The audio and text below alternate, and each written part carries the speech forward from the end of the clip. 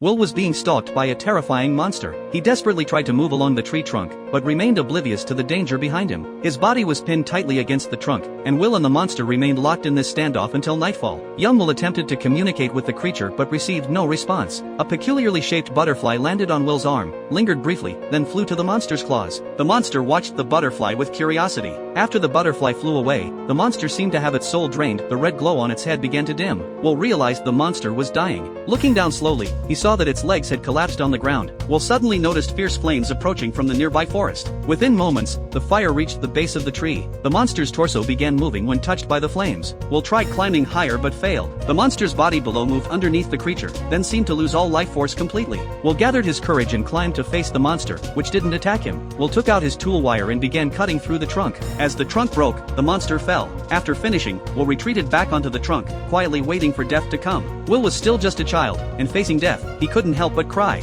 Just when he had completely given up, the monster in the flames reassembled itself and stood up. With a running start, the monster instantly reached the tree, grabbed Will in its arms, and leaped away powerfully. The monster then carried Will away from the flames to a distant mountaintop. The monster extended its finger as if to touch him, seeming to measure Will's body structure. Then its body began transforming, limbs merging, shoulder blades fusing together, until moments later it formed an arm. Meanwhile, Will's father rushed back to camp and poured the collected magnesium chunks onto the ice surface. He then lit a torch to ignite the magnesium, creating a brilliant white light. A large hole had already appeared in the ice. The father hurriedly scooped out the lake water, and they could now see their daughter's fingers beneath the ice layer. The father quickly ignited more magnesium. Just as the family felt hopeful about rescuing their daughter, rain began pouring from the sky. The father desperately tried to scoop out the freezing water, but the rainwater accumulated rapidly and instantly froze into ice again. Though the father refused to give up, taking out his lighter, he couldn't ignite the torch no matter how hard he tried. Their daughter's oxygen was nearly depleted. The family refused to give up. They lay on the ice, frantically chopping and pounding, until Andy's oxygen was completely exhausted. They knew it was too late. The family could only helplessly hold Andy's hand together. Just when they had completely lost hope,